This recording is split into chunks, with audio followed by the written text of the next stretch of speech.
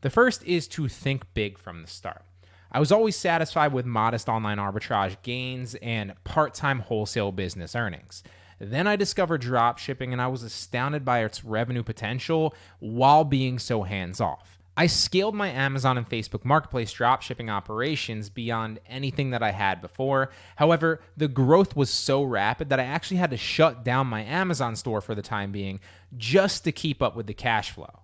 Had I thought big from the beginning, I might have been prepared for such an explosive growth potential. Number 2 is to diversify your revenue streams. Don't put all your eggs in one basket. Now, I learned this the hard way so many times. I got so caught up in the success of Facebook Marketplace that I neglected all the other platforms. And then the worst happened. I lost my main Facebook account, which vaporized about $20,000 in consistent monthly profit. Had I already been more diversified, scaling maybe my Amazon dropshipping business alongside of it, I could have mitigated the loss at the time and pivoted a lot easier. Number 3 is to search for hands-off scalability. The allure of dropshipping, particularly on Facebook Marketplace, for example, made it seem like a dream at the time. But the reality is that once you passed a certain point, say like $10,000 in monthly profits, it started to kind of feel like another high-paying job.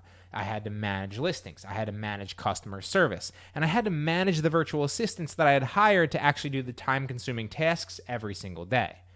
Going forward, I'm keen to focus on businesses that are scalable but are a lot less demanding on my time, like Amazon or Etsy dropshipping, which are much better with automation and services that I can actually leverage. Fourth is to adapt or die. Now, the ability to adapt is key to long-term success in any business. Changes are inevitable, and how you handle those changes determines your staying power within that business.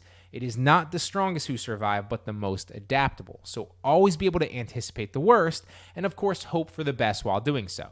As they say, only the paranoid survive. Number 5 is the 80-20 principle, and this is applicable to any business, but of course, e-com as well. I love to experiment, but I've learned to concentrate on a few different platforms that yield the best returns. Not every platform is worth your time profit-wise, and the 80-20 principle holds that 80% of your profits will likely come from 20% of your efforts, and that is definitely true with e-commerce. You'll have the best products, you'll have the best websites, so streamline your focus and make sure that your time and energy is spent on those. And when something works, double down on it.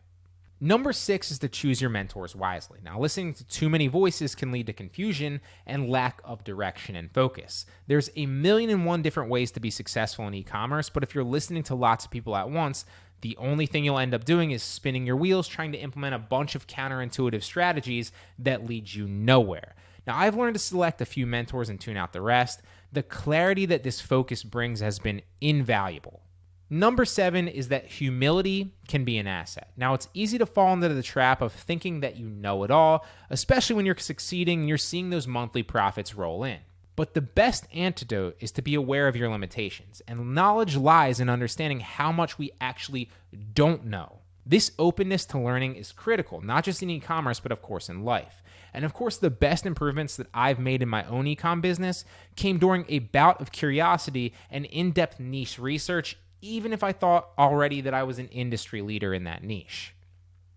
Number 8 is the power of delegation. Now, mastering the art of outsourcing has been an absolute game changer for me and for my business. I was able to delegate tasks that freed up my time, enabling me to focus on strategy, R&D, and future scaling in other business models. Trust me, you are not the only smart, capable person out there.